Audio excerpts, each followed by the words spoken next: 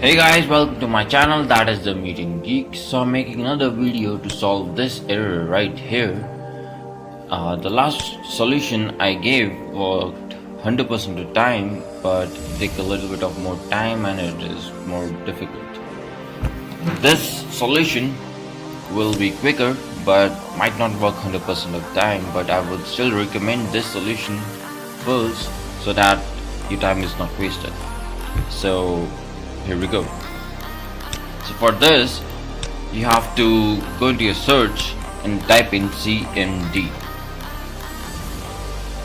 Alright, click on command prompt and run it as administrator.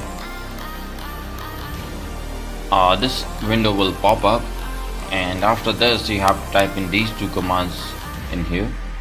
The first command is sfc /scan now, and after that you have to press enter and the process will go on right here.